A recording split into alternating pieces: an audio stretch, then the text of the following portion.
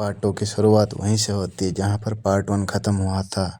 जब हैन कोई रेस्पॉन्स नहीं करता, योनो उसका हाथ उठाकर छोड़ता है, जैसे मरे हुए इंसान की तरह उसका हाथ नीचे गिर जाता है। तो योनो घबरा जाता है और उसके सांसें चेक करने की कोशिश करता है और घबराते ही उसके पास जाती है और उसके धड़कन सुन रहा होता है। तभी हैन उठ जाती है और उसे पूछती है कि क्या कर रहे हो। तो योनो नर्वस हो जाता है और उसे किस कर लेता है और कहता है मॉर्निंग किस, गुड मॉर्निंग हैन। योनो डर के मारे बेड के नीचे गिर जाता क्योंकि उसे लग रहा था कि हैन उस पर गुस्सा करेगी, पर हैन कहती कि लगता है तुम्हारा मूड बहुत ही अच्छा है। योनो नर्वस होकर कहता है कि तो नहीं, उसे देखकर कहती है कि आज तुम्हारा चेहरा भी चमक रहा है, लगता है तुम आज बहुत खुश हो और कल रात बहुत अच्छी नींद आई होगी। योनो अपना चेहरा टच करते हुए कहता है कि ऐसा तो कुछ नहीं है। जो सुन हैन उठ जाती है, जिसे देख योनो तो डर जाता है, पर वो फ्रेश होने के लिए चली जाती है। तो योनो भी गिरते पड़ते हुए अपने रूम निकल जाता है। फिर दोनों तैयार होकर डॉक्टर से मिलने हॉस्पिटल के लिए निकलते हैं। जाते हुए हैन योनो को वार्न करती है कि मेरे कंडीशन के बारे में किसी को भी पता नहीं चलनी चाहिए, अगर किसी को भी पता चला तो वो तुम्हारी गलती होगी। योनो कहता है कि उससे पूछता है क्या अब तुम अपने कंडीशन के बारे में अपने फैमिली को भी नहीं बताओगी। तो हैन कहते हैं तो उन्हें तो बिल्कुल नहीं, क्योंकि मैं अभी एक ट्रिलियन क्लब ज्वाइन करने के काफ़ी करीब हूँ और तुम तो जानते हो कि ग्रैंडपा ने मुझे कहा था ट्रिलियन वन का सेल करूँगा जब, तभी उस मुझे पूरी क्वीन ग्रुप का कंट्रोल मिलेगा। तो योनो कहता है कि अभी तुम्हारी जो कंडीशन है उस पर क्वीन ग्रुप के बारे में सोचना तुम्हारे लिए बेवकूफ़ी है। तो वो बताती है तुम्हारे फैमिली को नहीं बताना, तो वो मना करती है। इधर हैन के भाई सुचल को ग्रैंडपा ने बुलाया था क्योंकि उसने कंपनी में कुछ गड़बड़ी कर दिया था। सुचल को तो ग्रैंडपा से मिलने में काफ़ी डर लग रहा था, तो उसके वाइफ उस देवई उसे मोटिवेट करती है और उसे ग्रैंडपा के पास जाने के लिए कहती है। तो सुचल चली जाती है और आते ही ग्रैंडपा उस पर बरस पड़ते हैं क्योंकि उसने 8 बिलियन वन का टैक्स भर दिया था। इसके बारे में सुचल को पता भी नहीं था। उस पर ग्रैंडपा उस पर ज़्यादा भड़कते हैं और कहते हैं तुम्हारा ब्रदर इन लॉ जो तुम्हारा फाइल डिपार्टमेंट संभालता है, आखिर उसका ध्यान कहाँ था। तुमने एक भी काम ढंग से नहीं किया होता है, तो कुछ अपनी बहन से सीखो। अगर तुम अपने टाइम रहते तुम्हारी गलती नहीं पकड़ोते होती तो आज तुम्हारी लापरवाही की वजह से 8 बिलियन वन का नुकसान हो जाता। आखिर तुम कब जिम्मेदार बनोगे, जवाब दो मुझे। यह सब बहुत ही ज़्यादा चिल्ला चिल्ला कर उसे डांट रहे थे, जिससे सुचल तो पैनिक अटैक ही आ जाता है और उस वजह से उसे बेड रेस्ट पे जाना पड़ता है।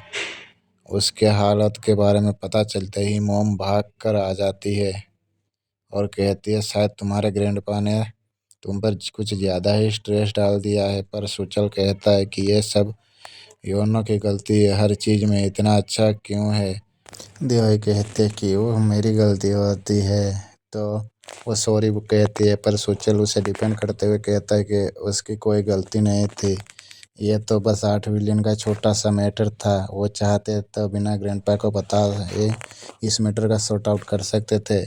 यह सुन उसकी मम्मी को योनो पर काफ़ी गुस्सा ज़्यादा आ जाता है, इसलिए वो योनो से बात करने उसके ऑफिस के लिए निकल पड़ते हैं। इधर हॉस्पिटल में हैन का दोबारा चेकअप किया जा रहता है, पर उस बार भी रिपोर्ट सेम आई थी। तो योनो कहता है कि सच में रेयर ब्रेन ट्यूमर है इनको। इस पर उसने पूछता है कि क्या इसका मतलब है इनके पास एग्जैक्टली 3 महीने हैं। डॉक्टर कहते हैं कि एग्जैक्ट कितने दिन है ये तो मैं नहीं कह सकता।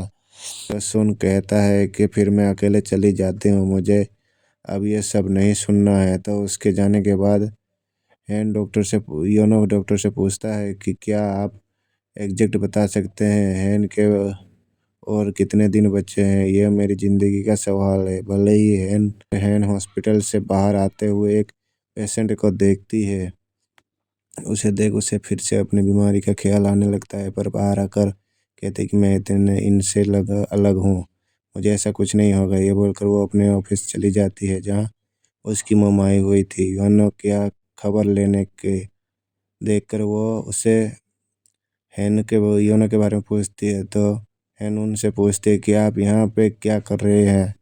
तो मोम उस पर चिल्लाने लग जाती है कि क्या हुआ अगर सोचल ने बस 8 बिलियन वॉन ज़्यादा टैक्स भरे।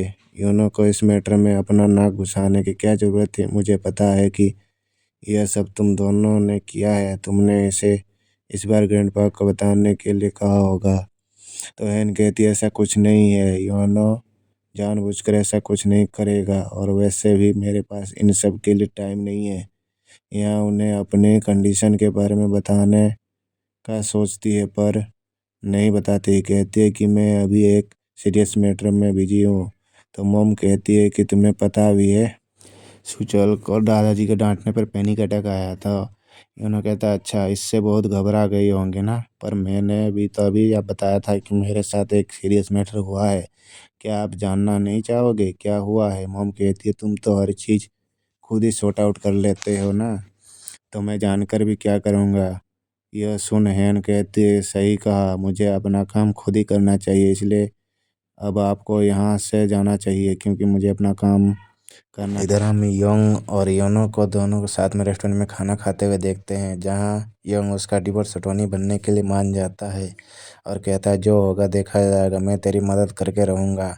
तो योनो कहता है कि उसकी अब कोई ज़रूरत नहीं है, क्योंकि अब मेरे पास एक दूसरा रास्ता है जो बहुत ही सेफ है, जिससे मुझे डिवोर्स लेने की भी ज़रूरत नहीं पड़ेगी। योंग पूछता है कि तुझे कौन सा रास्ता मिल गया है। तो योनो उसे एक टिश्यू में ले कर देता है कि यहाँ बहुत भीड़ है, हम पार्किंग में इस बारे में बात करेंगे। तो दोनों पार्किंग में पहुँच जाते हैं। वहाँ पहुँचने के बाद दोनों पार्किंग में आसपास चेक करते हैं, कोई सुनने वाला नहीं था। तो दोनों अपने अपने कार के विंडो से बाहर निकलते हैं, जहाँ योनो उसे हैन के कंडीशन के बारे में बता देता है। जो सुन योंग तो शॉक हो जाता है, उसे इस पर बिलीव नहीं हो रहा था। तो योनो उसे सब कुछ स्टार्टिंग से बताता है कि मैं उसे डिवोर्स पेपर देने जा रहा था, तभी उसने मुझे अपने कंडीशन के बारे में बताया। मुझे भी बिलीव नहीं हुआ था, पर आज मैं उसके साथ दोबारा डॉक्टर के पास गया था और सच में डॉक्टर ने यही बताया। उनका कहता है एक तरह से तुम्हारे लिए तो बहुत ही अच्छा हुआ। हाँ, तो उससे बिना कुछ लिए डिवोर्स देने वाला था, पर अब 3 महीने बाद ही तो पूरे क्वीन ग्रुप का ओनर बन जाएगा। तो योनो कहता है मुझे लगता है कि उसकी फैमिली इतनी डम होगी जो मुझे क्वीन ग्रुप का ओनर बना देगी। ऑनर तो दूर की बात है, मुझे तो कुछ भी नहीं मिलेगा, क्योंकि है ने शादी से पहले ही अपने विल में लिख दिया रखा है कि मुझे कुछ नहीं मिलेगा, सब कुछ उसके फैमिली मेम्बर्स को मिलेगा। यंग उसे समझाता है कि इस 3 महीने में उसका दिल फिर से जीत ले तो वह अपनी सारी जायदाद तुम्हारे नाम विल में लिख देगी। तो योनो यंग पर गुस्सा आता, बोलता है कि मैं उसके प्रॉपर्टीज के लिए उससे प्यार करूँ का नाटक करूँ, ऐसे नहीं हो नहीं सकता। और यहीं पर पार्ट 2 ख़त्म हो जाता है। अगर मेरी वीडियो आपको पसंद लगे तो चैनल को सब्सक्राइब करें, लाइक करें, कमेंट भी करें, और तो साथ ही साथ बेल आइकन भी दबा दें। मिलेंगे अगली वीडियो में, तब तक के लिए गुड बाय, थैंक यू।